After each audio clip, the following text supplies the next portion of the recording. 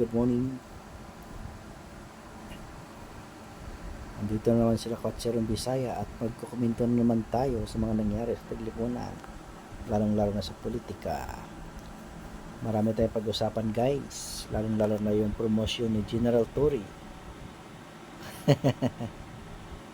Deserve ba kaya ni General Torre na magiging PNP chief? Ano sa palagay nyo guys? Kasi para sa akin parang wala sablay. So guys, tingnan natin. The incoming PNP chief is Police Major General Nicolas D. Torre III. Pwede na! Torre III. The turnover of command will happen June 2nd. Oh, shit. Wow, congrats General Torre. Akalain mo yun? Sa kabila ng kanyang mga pang-aabuso sa kapwa-tao, sa paglabag sa human rights, nagiging PNP chief? Amazing ka talaga, BBM. Ito ang standard ni BBM kung paano siya mamimili ng kanyang mga alipores. Mga human rights violator. Pero sa kanya, okay lang yan. As long as ginampanan mo ang inyong tungkulin kahit na wala na sa batas. Ganun. Oh. Alam mo, lahat ng promotion reward yan, ano? But most promotions are given on merit.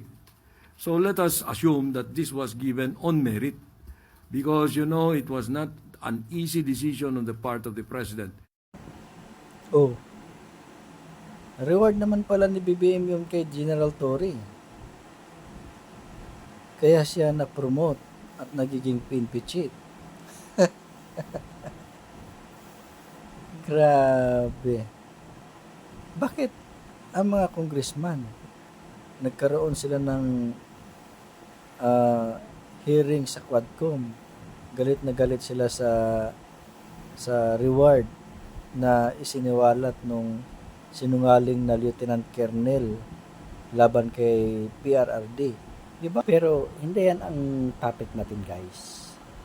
Yung pag-usapan natin is yung promotion ni General Torre. Sabi kasi ni E.S. Bersamin, ang promotion ni General Torre is based upon the merit. So, ano ba yung mga accomplishment ni Torre kung bakit siya na-promote at ginawang PNP chief ni BBM? In the first place, wala naman siya mga accomplishment na kahanga-hanga para sa taong bayan, kung hindi puro lang mga pang-aabuso sa kapwa ang kanyang mga accomplishment. Di ba? Ka-proud ba yun yung ganun mga klaseng accomplishment na sinasabi? Accomplishment ba yung magbibigay ka ng warrant of arrest sa maling tao? Magkanda ka ng search operation sa isang lugar na wala namang search warrant? Accomplishment ba yun? Remember, ang dinala nila kay Pastor Kibuloy, hindi search warrant, arrest warrant ang dinala nila. Pero ang ginawa nila, naghalughog na sila doon. Di ba? Naghukay. Inoccupy nila yung lugar ni Pastor Kibuloy, ang QGC. Inapakan ang mga karapatan ng mga tao doon sa QGC. Accomplishment ba ang tawag doon? Di ba human rights violation yun?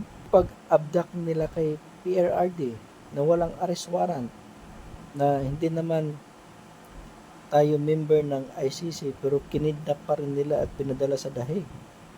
Accomplishment ba ang tawag doon? Di ba? Di ba kahihiyan yun at katraidoran yun sa bansa? kasi isinuko nila ang ating soberenya sa mga dayuhan. Oh, accomplishment ba yun? Pagtatraidor yun, di ba? So, ano yung pinagsasabi nilang based upon the merit yung promosyon ni General Torre? Hindi ba kasunduan yun siguro? Oh, kasunduan yata yun ni BBM at saka ni General Torre, di ba? Na gagawin ni General Torre ang lahat ng kabalastugan para lang siya ma-promote. Oh, so ibig sabihin, hindi yun based by merit, based by reward yun. Oh, kaya ganun na lang siya ka lakas ng loob na gumawa ng mga maling hakbang dahil meron siyang ini-expect na kapalit. Ganun naman yan eh. Oh, pag may interest ka, gagawin mo ang lahat kahit na labag sa kalooban mo. Oh, tingnan mo yung ibang mga matitinong generals. Hindi nila ginagawa yan dahil ayaw nilang lumabag sa batas. Maraming mga generals na capable na magiging PNP chief. Yung talagang may dignidad sa sarili. May inaalaga ang mga reputasyon. Pero bakit si General Torre ang pinili ni BBM? Dahil ba sa kanya mga ginagawang pagkakamali? Oh, ako hindi ko tinatawag na accomplishment yun. Pagkakamali yun. Hindi yun accomplishment. Oh. Kaya, kayo nang humusga guys. Kung karapat dapat ba talaga si Torre na magiging PNP chief.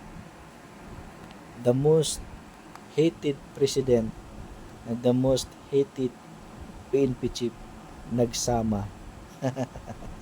Ganito kabulok ang sistema ng Pilipinas at kabulok na pamamalakad ni BBM.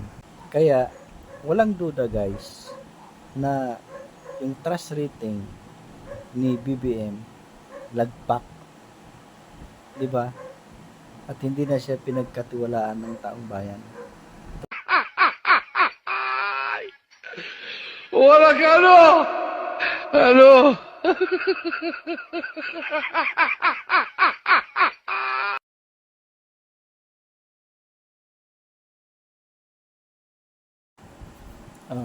Di ba guys? Saan ka pa maghahanap niyan? The most hated president and the most hated general of the Philippines at napaka walang kwintang DOJ ng bansang Pilipinas. So ganito ang bansa natin ngayon guys. Ganito ang realidad ng Pilipinas. So hanggang dito na lang ako guys. Maraming salamat. Thank you so much for watching. Bye bye.